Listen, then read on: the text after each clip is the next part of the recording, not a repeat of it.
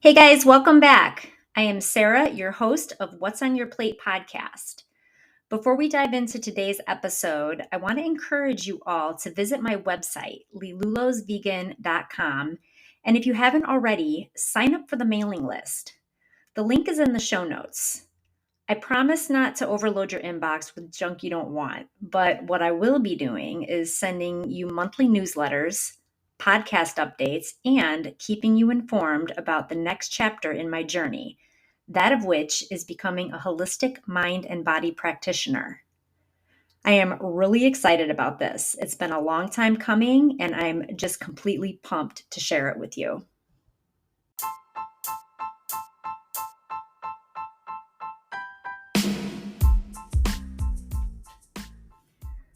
I was so privileged to get to talk with the brilliant women who shared this space with me today. Many of us know the importance of inclusion and equal rights for women, but my guests today are actually out in the world doing something about it. My guests are the true heroines, doing the work to help manifest empowerment, confidence, and joy in the women of the future. It is my great honor to share this space with Jill Kim and Jacqueline Weber of Girls on the Run. Let's listen in.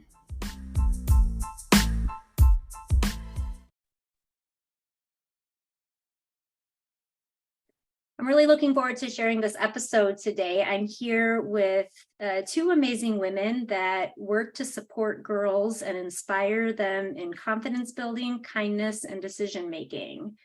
They are helping influence future generations of women through a program called Girls on the Run. I'm here today with Jacqueline and Jill from the local chapter of Girls on the Run. Welcome, ladies. Thanks, Sarah. Thanks for having us today. So we go back a little bit. We all connected through running years ago when we got to run together while we were training for our various endeavors and goals of road racing. So it's really cool to be able to circle back and connect with you both as you continue on that journey and helping future generations of the young women in our community. Yeah, it's good to connect back with you again. Running, I think, is for both of us has been, and all three of us, just a big part of our lives. And I think the lessons I've learned from running are, it's neat to see it being really laid out in this program. I think that's what connected me to it initially, but I'm looking forward to talking more about that. But yeah, definitely running is a thread throughout our lives, both of us. So it kind of made sense that we both ended up here. Yeah, it's great. Definitely great to reconnect with you. I remember you coached me before, so I think it's just also we have a great running community in Northwest Indiana, so everybody's very supportive and just feels like a lot of people know people, and especially just with Girls on the Run and other aspects of life, the running community has been very supportive of each other, and it's a great community to be part of. Yeah, it surely is. And Jill, you as the executive director of the local chapter of Girls on the Run, and Jacqueline, you are the development director of the Girls on the Run of the region. Tell us how you have really immersed yourself in the culture of running in our community in a way that you're not just participating, but you're bringing up women in this atmosphere. And maybe we should back up for a second. Just let's clarify what Girls on the Run is first. Yeah, so Girls on the Run, it's an after-school program for girls in 3rd through 8th grade. Our mission is to inspire girls to be joyful, healthy, and confident. We use a curriculum that integrates running and other movement. It's a national organization, so there's about 175 councils across the country. There's 11 councils in Indiana that serve girls here. So we are, we're the largest council in Indiana, actually. We serve the most girls. And the girls meet twice a week for 10 weeks with our trained coaches. And our coaches are really trained. They're more mentors than coaches. They're trained to create a positive, inclusive environment for girls to really be their authentic selves, to make them feel comfortable in just expressing their emotions, making connections with other girls and the coaches. That's a real focus, is how to be a good friend, how to choose a good friend, and how to really open up to the important adults in your life and establish trust in them. But throughout all those great lessons, they are moving and running or walking or rolling. And at the end of the season, all of our participants come together for a large celebratory 5K where they can celebrate their accomplishments and reach that goal that they've been working towards for 10 weeks. That's just miraculous. I love hearing that so much, and that it is so much more than running. For sure. And as a runner, like I said before, we learn those lessons as runners, right? Goal setting, friendships, relationships. If we're running with other people, we see how important it is and what a great opportunity it is to build relationships while we're running with others.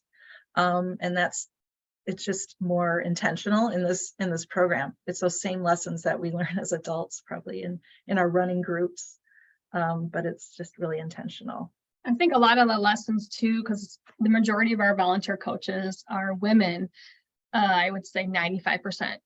So, but a lot of the lessons in our curriculum, although they're designed specifically for girls, they are appropriate for all of us, and the coaches take a lot out of them as well. Even like something as simple as stopping to take a breather before you respond. If something, just how to manage your emotions. If something is bothering you, how do you tell a friend that what you said bothered me? And we use this I feel statement. So a lot of our coaches get a lot of confidence and learn a lot of life skills as well as the girls. Additionally, it really helps the families as well, because the girls complete this 5K at the end of the season, and they're all encouraged to have a running buddy, so somebody to cheer them on and complete the 5K with them. So we give all of the families like a couch to 5K program that they can do with their daughter. So it really has inspired a lot of families also to get physically active. So that's really exciting to see. Our 5K events are really exciting because it's majority of those people, it's their first ever experience with a 5K, and our event is not timed. It's just a big celebration, so it's really a lot of fun, and everybody completes the race and crosses the finish line and gets a medal. So it's exciting to see everybody be inspired to get more physically active too. I just love all of that so much, and just everything that you've just taught me in the last 5 minutes about Girls on the Run is so much more than I could have ever heard about or read on the website. I mean, it's so in depth for just everybody involved, it seems like. And I'm sure the programs are really influential, not just for the kids, but I'm sure that you learn a lot from the kids along the way too. Absolutely. First of all, we need to get you out to a 5K, because that's the way to really experience. It's just so joyful. It's just a day full of celebration and happiness, a little stress on our parts, but because they are big events. But all in all, it's just such a happy experience. You really get to see a lot of families coming together and kids from all over. And it's just, the finish line is such a joyful place to be, to see people reaching their goals, and a lot of tears at the finish line. And then I can't remember your question was.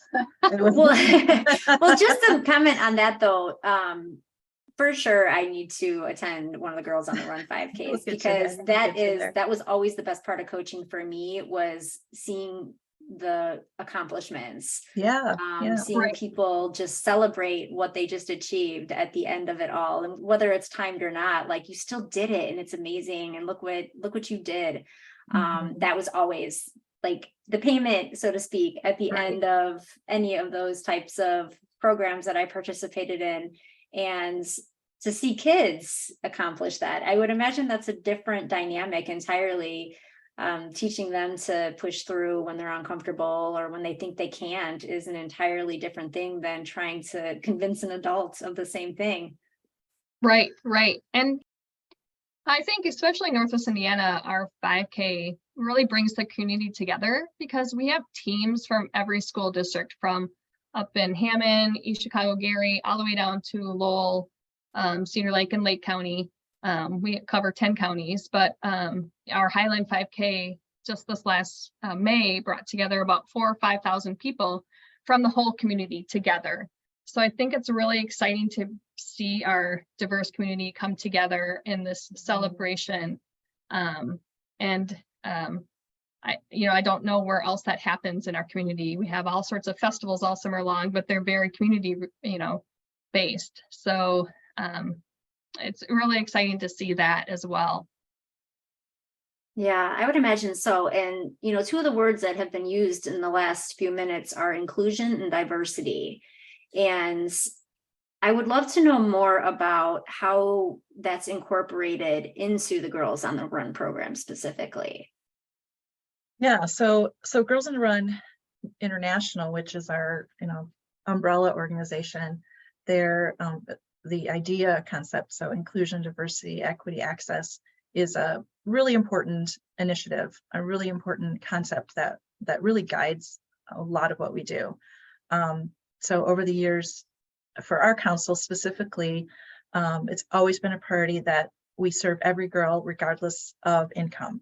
So about 70-75% of our girls receive some sort of financial aid.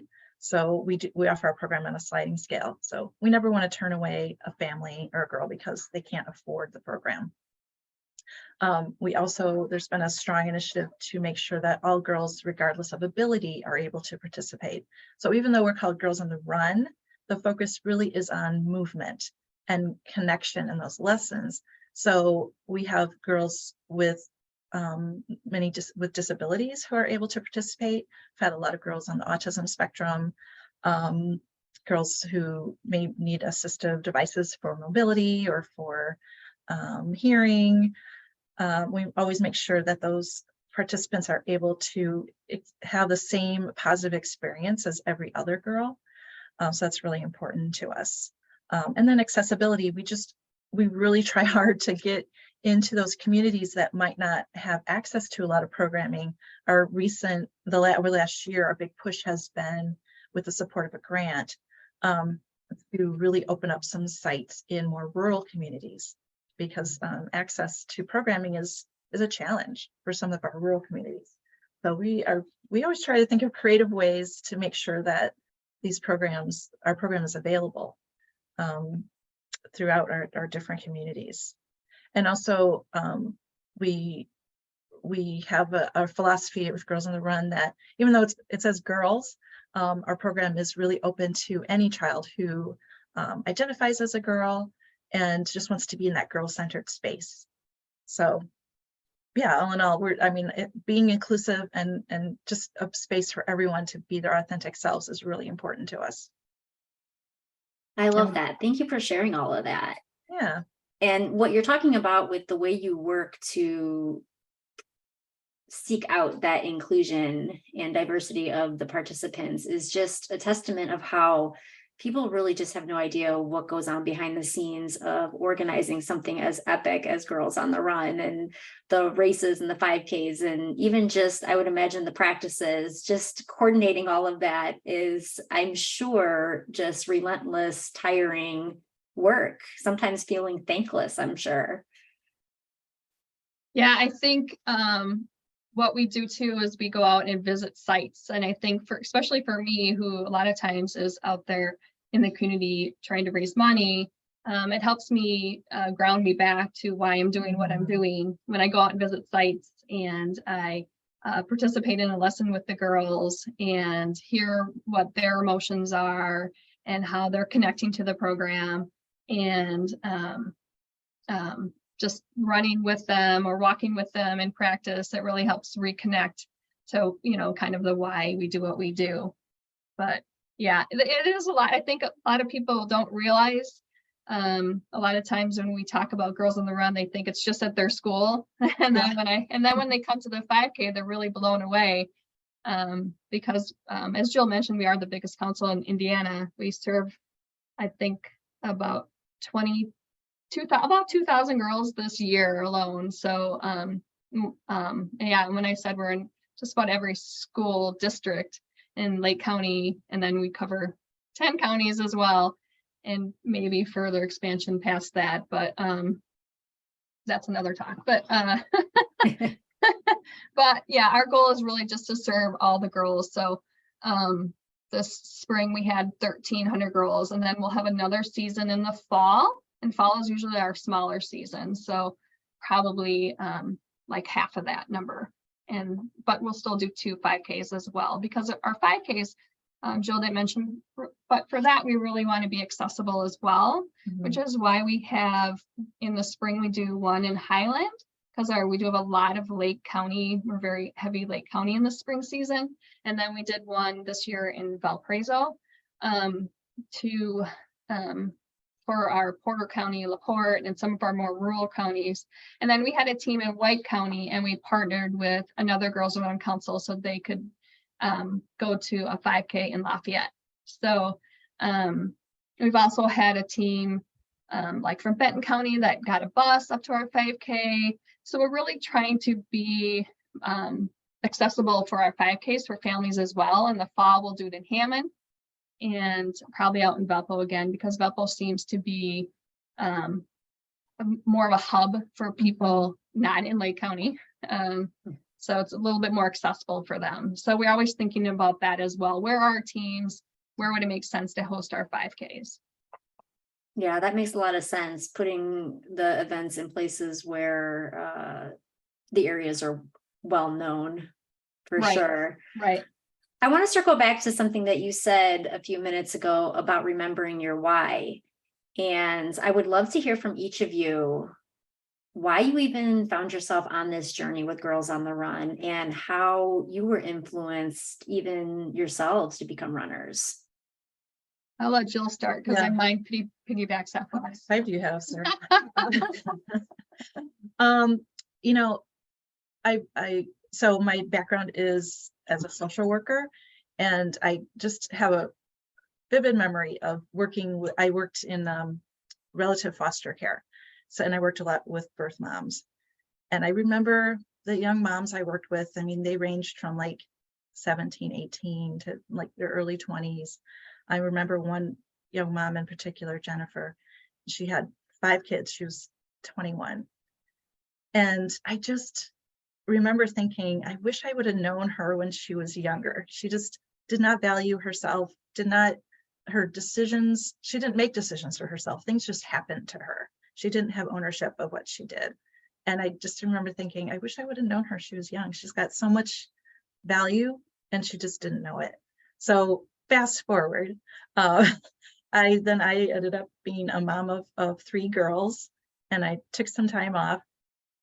We were living in Chicago. My youngest daughter has special needs. We moved back to the region, and I opened up Runner's World magazine one day and saw an article about Girls on the Run, and was just blown away. Like, this is what I want to do. I want to start this here. I thought it would be a little hobby to use my mind and use my experience as a runner and a social worker and a mom of 3 girls to bring this program here to Highland. My oldest daughter was getting in the 3rd grade. It was the perfect time to start it. So it was just going to be a little thing I did with my girls while they're in grade school. And the message was just so powerful for me. The mission of like raising my girls and raising the girls in the region intentionally to be just strong, positive, happy young people. It connected me so much. And then it became my calling, I would say, and has led to what we're at now. I love that so much. Just opening a magazine, sparking the interest, and then it just completely escalated from there into something epic. Right. I mean, I think Jill undersells herself because she did start as this was just going to be a side passion, and she started with one little small team of 15 girls, and it's grown, and we've now served over 17,000 girls. Yeah. So, and across 10 counties. So she's really built something amazing here. And that is really how I got involved with Girls on the Run as well. I was training. I've always been a runner, and I was before kids working downtown in sales, and then when I had my kids, I was really I took a step back and then stayed home, and then I went back into the nonprofit world.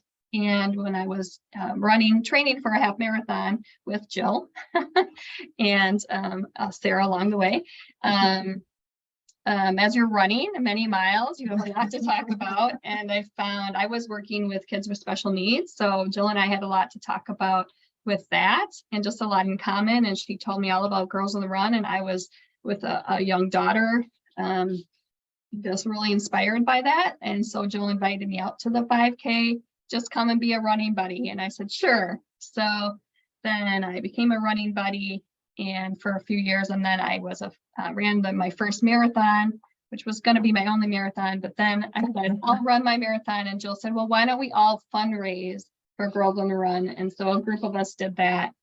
So so then I did my marathon fundraising for Girls on the Run and for the Chicago. And then when my daughter went into 3rd grade, I started coaching Girls on the Run. And then I did that for 3 years. And shortly thereafter, a job opening came up working for Girls on the Run. And I right away sent my resume, and I thought, well, that job is mine. You're right. And so I started out as a volunteer coordinator, but soon quickly thereafter became development director as our program just exploded really back in 2017. It just exploded. We needed more staff. So we hired another volunteer coordinator, and then I became the development director. So, and I've been here ever since. So it's been a wonderful journey to take with Jill. Yeah. And Jacqueline undersells herself too, because she's I mean, well, her background is in sales, so sales does segue well into development, because what she's selling now is our mission, and she does an incredible job of it. And she's become like just this hugely well-respected development director in the region, and she's amazing at it, and keeps us going. Right, even over COVID. Even during COVID. I bet you guys are just like a dynamic team over there. And, it sounds like Jill for sure is the instigator of it all, but in the best possible way. Instigator is a great word. That is my job, Sarah. I'm like, I have an idea. And then. Yes, she does do that. And then everyone else can do it, because I'm just like to have the ideas. And then I'm lucky to be surrounded by amazing women on our team that get things done. Yes, you've built a great team. Yeah, and all teams need all those seats to be filled with the right people. So the fact that you have built what you have with the people around you to serve the girls in the community is just amazing. And I love that you both just fell right into place in your roles there and are just making the most amazing waves. Yeah. Thank you. Yeah, we definitely played to our strengths here. There's 6 of us on the team, and we're all semi part-time, in between part-time and full-time, like 25 hours a week, depending on sometimes more. But we created that. Well, when I started the organization, I said my daughter has special needs, so I knew working full-time was going to be a challenge. So we kind of have grown the organization as our kids have grown, being able to spend more time working. But it's just really important to us that we have a lot of flexibility and a lot of balance in our lives. So that's been like a key to recruiting these women who really were looking for that, looking for that balance and being able to pursue a career they feel passionately about while giving the time to their families too. And we're very lucky. Yes. Amazing team of people. That in and of itself is amazing, to be able to have people around you that you're not only supporting the girls, but you're supporting the people that are helping the girls within their own family dynamic, to be able to still show up in their own lives while trying to help other people. That is so rare, I'm going to say. It is unique. Yes. Yes, right. for sure. Especially in the nonprofit field, a lot of in some nonprofits, like there's kind of the glorification of working really hard and not getting paid, and that's something that is a concept we just don't believe in. Like we do work hard, but we're not going to work ourselves so hard that we're not enjoying our lives and not enjoying our families. And we also feel that fair compensation is important as well. It's a field dominated by women, and we feel it's, just a show of respect for our work that we have that balance and have that compensation. Are you somehow, I know they're young and they might not understand it as much, but are you in any way instilling that into the young girls that you're influencing every day, in that life is about more than just clocking in and out every day, and it's about more than just the grind of doing the job? We're here to live more fulfilling lives. No, I mean, we do talk, part of the lessons is like thinking about what makes you unique and what you love to do. So I hope that lesson gets to the girls, like to go after what they're passionate about and go after what makes them happy and makes, what the connections with other people that make them happy. So maybe we're not giving them that lesson directly, but I'm hoping that that's what they come away with, like being very, really knowing themselves well, so that they know, that this is not for me, or this is for me. I think, along with knowing themselves is the confidence, the confidence to be who they are, and the confidence to make decisions. If they want to go and be a NASA scientist, go for it.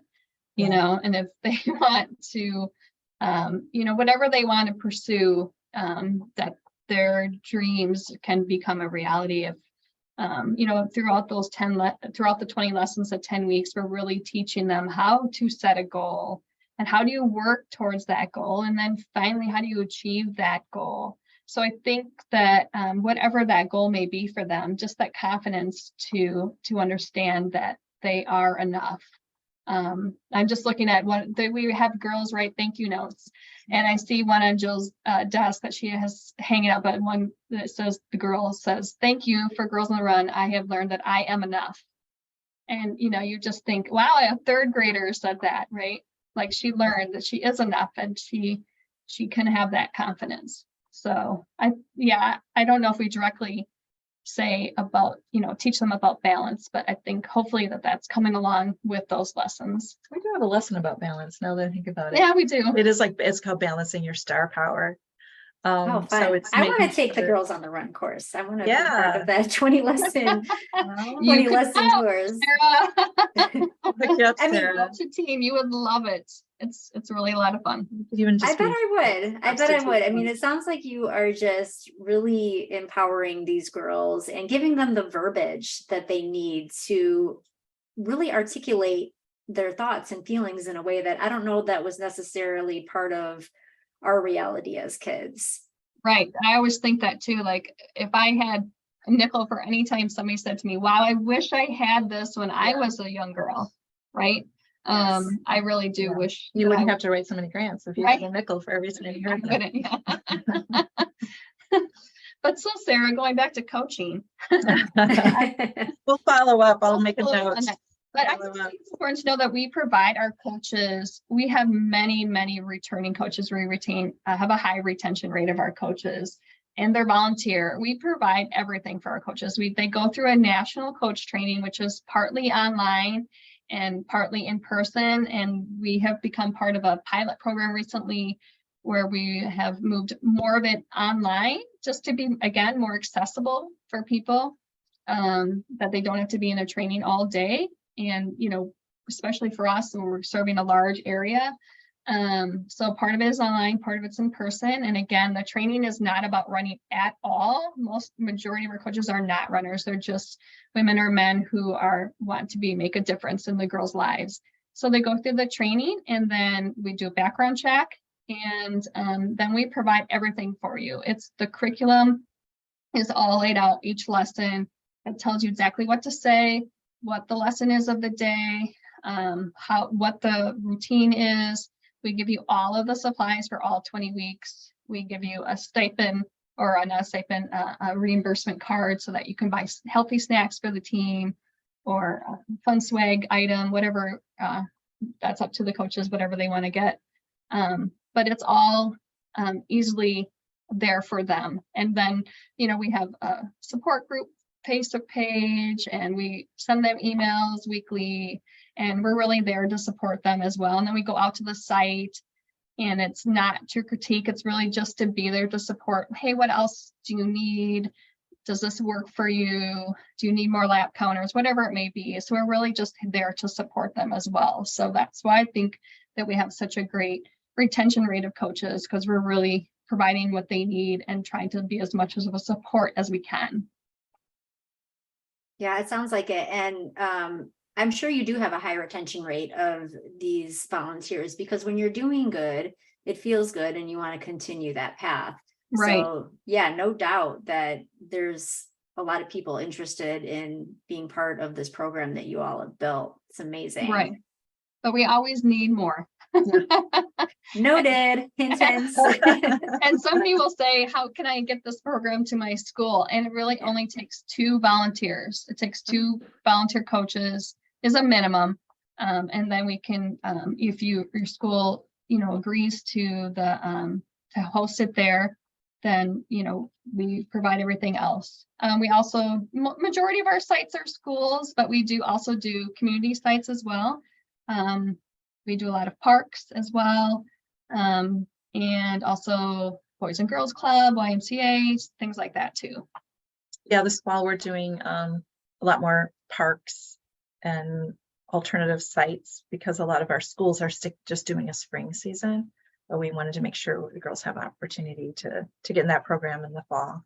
So we're heavily recruiting for coaches for our fall park sites right now. Okay. Jill, I have a question for you that I can remember asking you a question years ago when we were training for something together. I don't know what, a half or a full or something. But I remember you talking to me about Girls on the Run, and I was running alongside you, and I had little to no knowledge about this nonprofit at the time. And I remember asking you, why isn't there a Boys on the Run? Mm. What do you want to say to that? Again, how much time do you have? You know, I mean, there's several reasons, but if you want to get a little deeper, so I do. A nonprofit. So one of the goals of a nonprofit is really to not have to exist, right? So if everything was equal and girls had as many and women has many opportunities as boys and men, we wouldn't need this program. But that's not true, as we, especially this year, are seeing, you know, women continue to be disrespected and not have as many opportunities. So we need to keep raising up strong women to combat all this negativity that's happening and still happening. And then at a more basic level, you know, girls and boys are different. And the lessons were really designed. So our lessons are, you know, really intentionally designed for girls. They're evidence-based, that it works for girls. The way that girls connect with each other is different at that age. The way they express their emotions is different.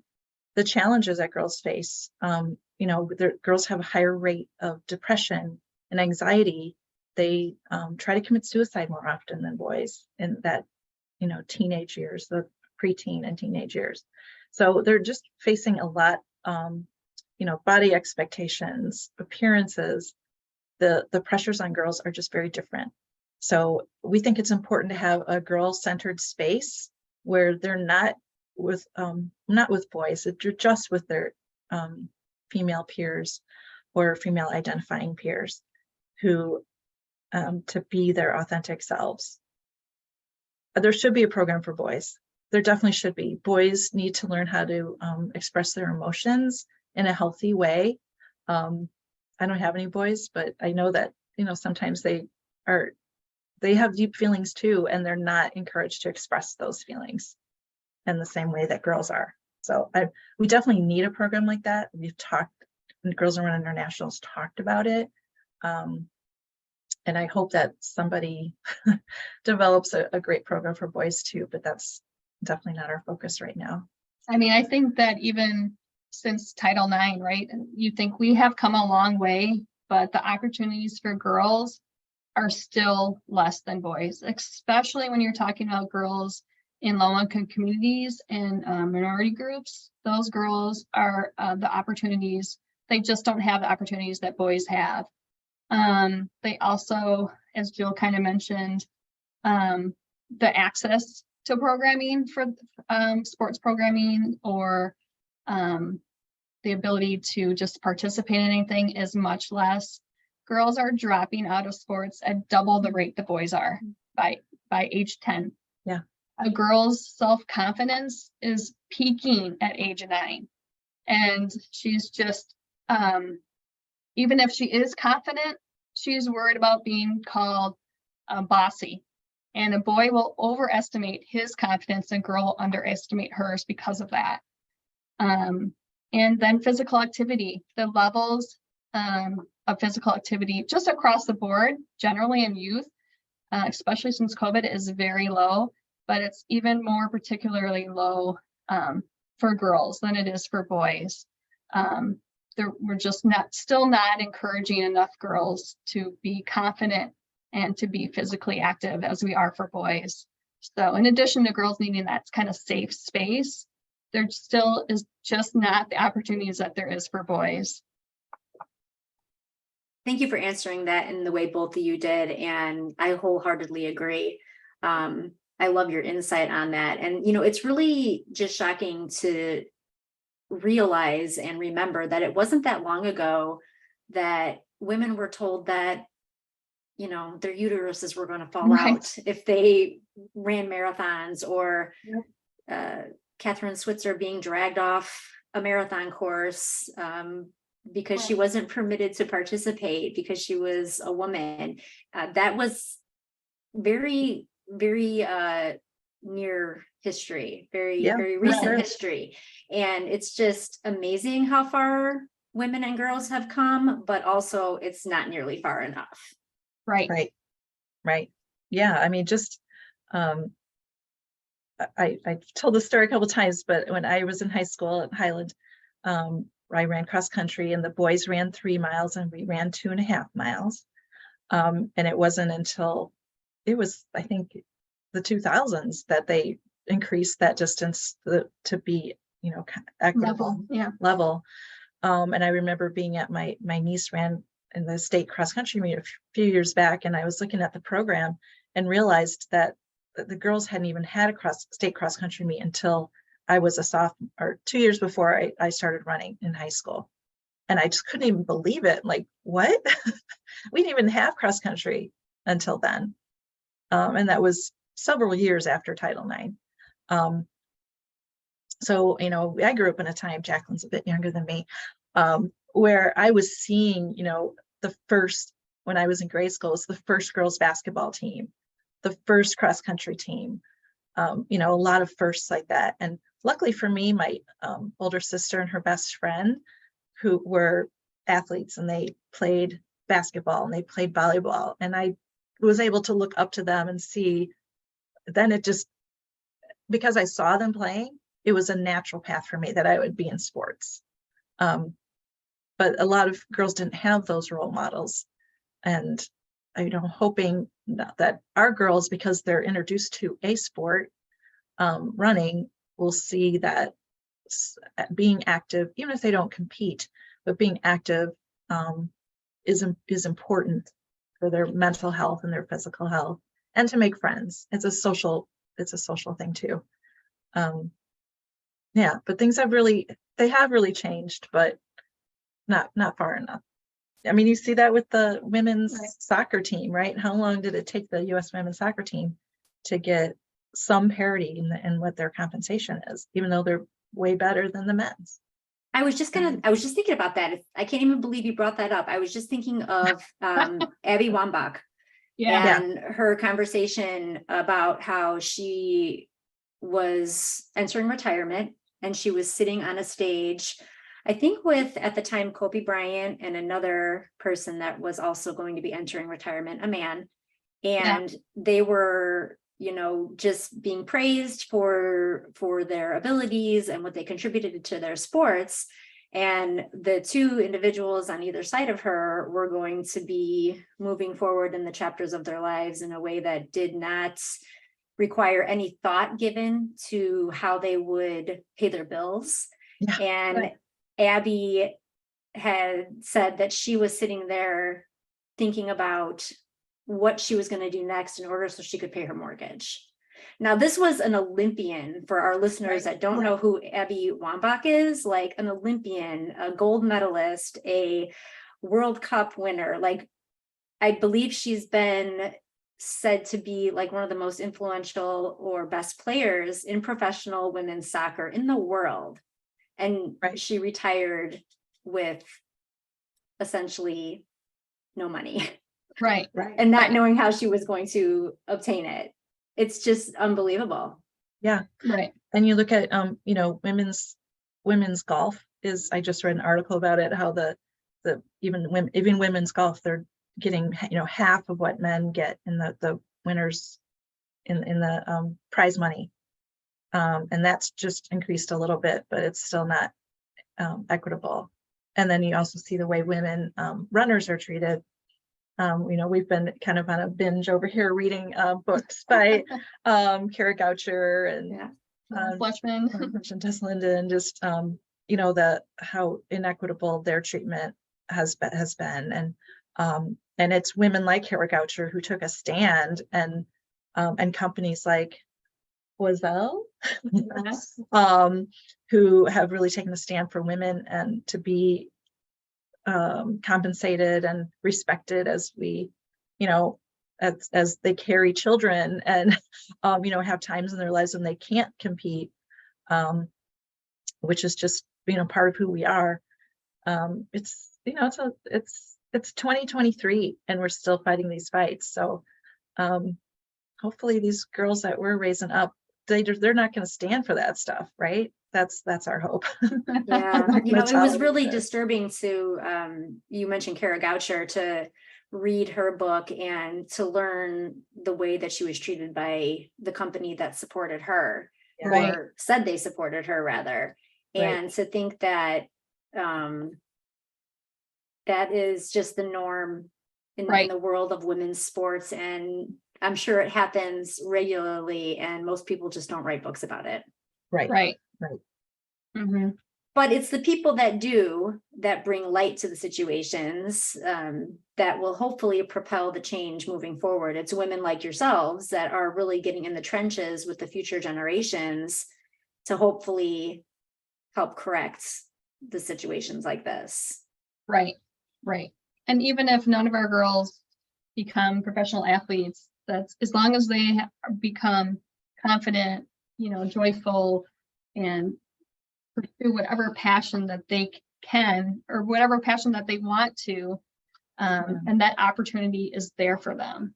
Yeah, and when they go into their chosen field, that they are able to say, this is my value. I need to be paid as much as the men that work here.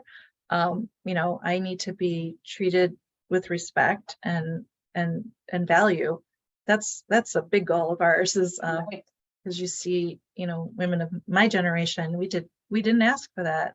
And, that's why, women of my generation and older and even younger, end up earning so much less over the course of their lifetime. Wait, am I in your generation? Yeah, but you're good about. I did stand up for myself way back when, Yeah.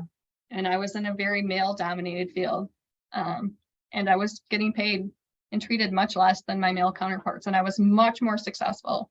So I went right in and said, hey, this is not right. And I need to be treated fairly. So what gave me that confidence? I'm not sure, but I think a lot of it attributes to my mom and how she raised me. But I think I really want another girl to be raised up that way as well, to feel confident asking for what their worth is.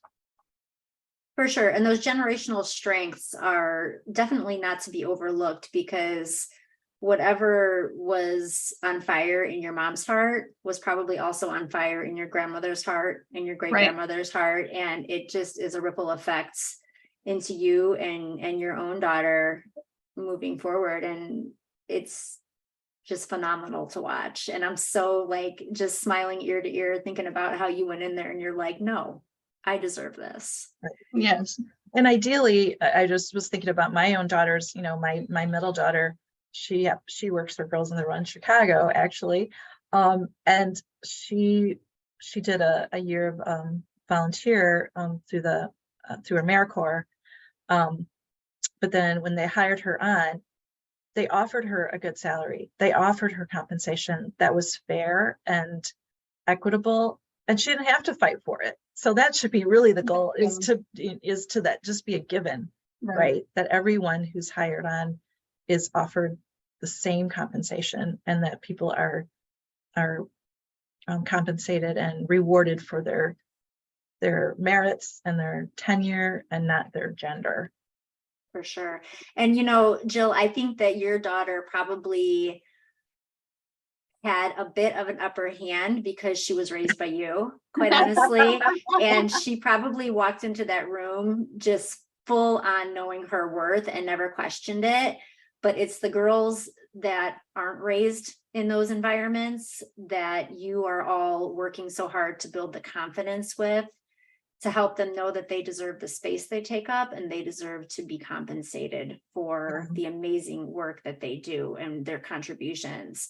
And that, I think, is so critical, because there unfortunately are so many places and people that will take advantage of people who won't stand up for themselves. Right. That you helping these girls know how to do that is just critical. Right. We even have a lesson teaching girls how to not only stand up for themselves, but stand up for others. That really talks about, how do you stand up for your friend, and how do you stand up for yourself, and what does that look like? Within our lesson, they introduced the theme of it, and then throughout the activities, the warm up and the workout, or we call it, the workout part, it's really incorporating the lesson. So they may run a lap and then come back to their coach and give an example of how they could stand up. What does that look like? Or, how did you stand up for a friend recently, or something like that? And then they run another lap or walk, whatever. We just encourage them to move forward. So the whole lesson is really incorporating that whole theme, the idea of that, whatever it may be. I love that so much. What do you think is one of the biggest social issues for young girls right now in this climate? Anxiety. Maybe that's not a social issue, but the pressures that girls and young women are put under. It's about what are you going to accomplish? What are you going to look like? Who's Instagram or Facebook or whatever, look at their perfect lives, and why doesn't my life look that perfect? Comparison to others, and that all just leads to so much anxiety and depression.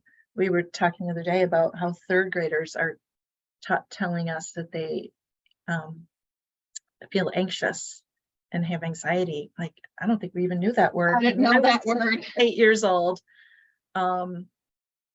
and, fighting that, just the comparisons, I think. I don't know. Yeah, they're always, I think that the anxiety and depression as well is really hitting girls hard, especially now. And, a lot of it is social influences, of course, social media, but also just the outside world telling girls this is, who you are, but now take a step back and, oh, you can't do that, or, you're not going to allow you that freedom to make that decision. I think I was really surprised when I went into a site visit this last spring, and these were third grade girls, and it was a lesson on turning negative self-talk into positive self-talk. So it starts out with the girls, they can write down on a little note card, and they don't have to share it. They can if they want, but they don't have to share it. Just a negative self-talk that they have said to themselves, or if they can't think of something that someone has said to them. And you'll just be amazed by third graders saying, I'm fat, I'm anxious, I'm depressed,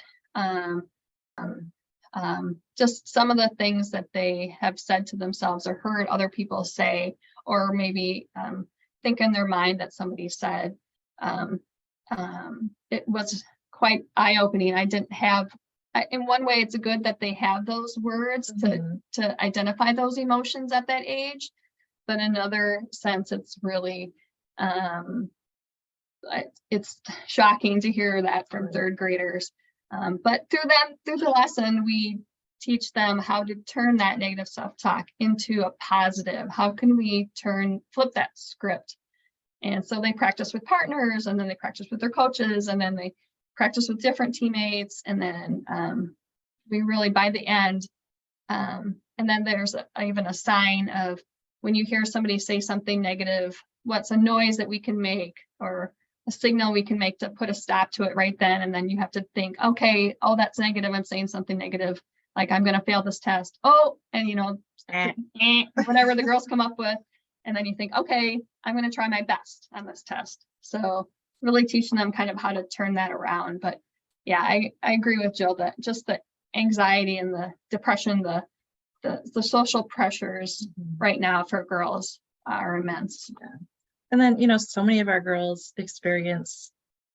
all the girls experience the trauma of COVID times and missing out on schooling and missing out on friendship connections, losing people to COVID, fear.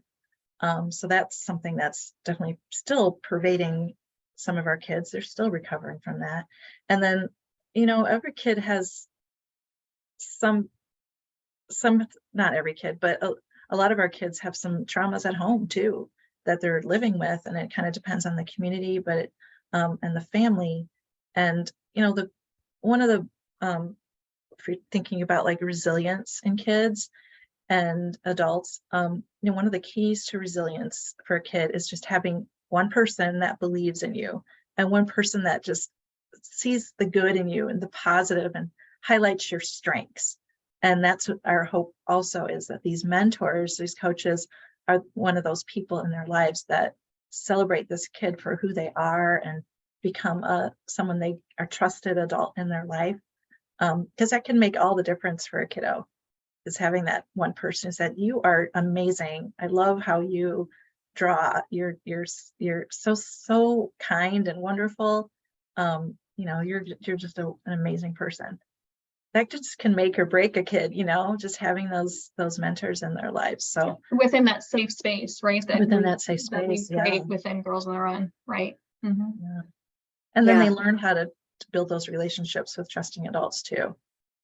Yeah, we talk about too in one of our lessons just how to give a compliment that's not based on any sort of looks, right? What else can you compliment somebody on that's not based on what they're wearing or what they look, what they look like, complimenting their abilities, and then also complimenting yourself, right?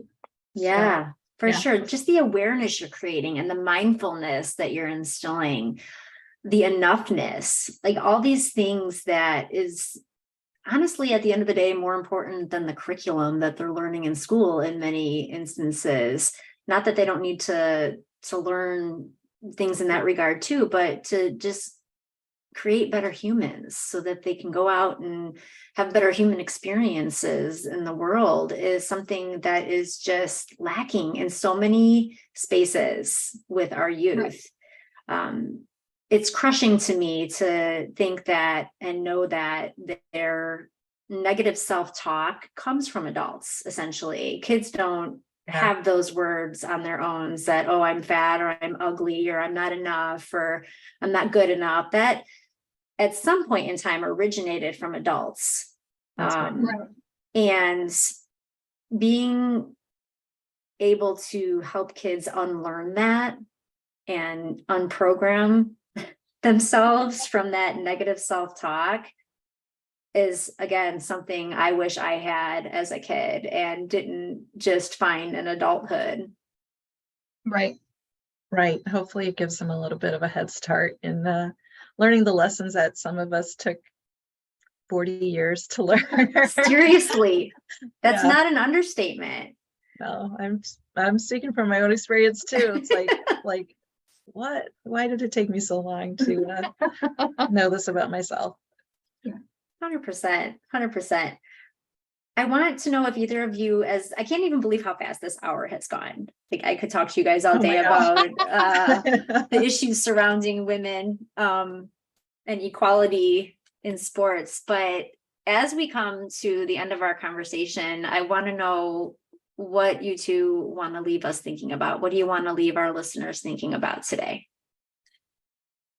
If you could do anything to help empower women moving forward, what would it be? No, I mean, they say empower women, right? Like lift each other up, be that person that sees the strengths in your friend or sees the strengths in your sister or your daughter or the person you just met at the grocery store, and compliment them. People it feels good to be seen for who you are, not appearances, right? But it could be, some people, that's their thing. They put themselves together, they look great, and it's okay to point that out too, right? Because somebody put a lot of time into that. It's important to them. But find the things that's is important to a person and compliment them, men and women and boys and girls. But take the time to compliment and lift someone up. I think it can really make someone's day, and you can really turn someone's attitude around by doing that. Totally agree.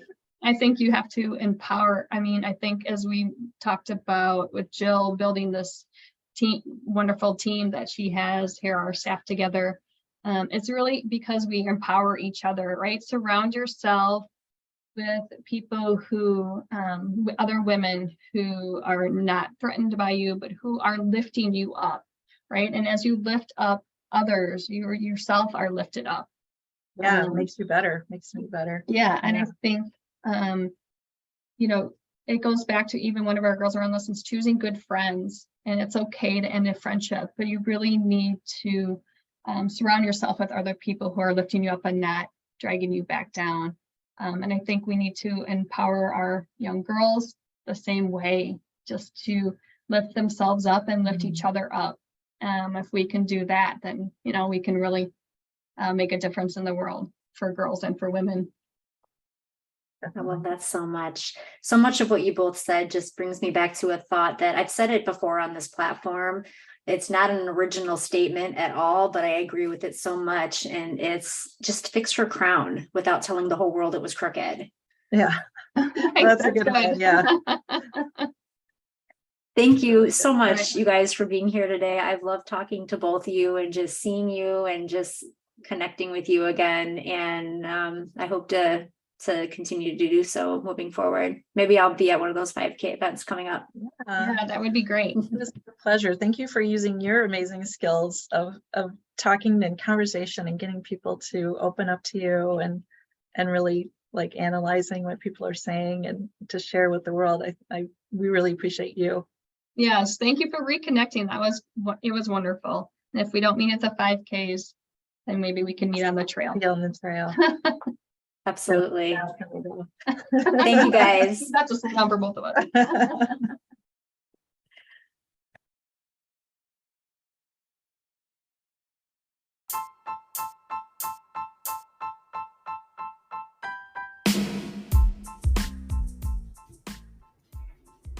This is by far one of the most influential and inspiring nonprofits that I have ever encountered.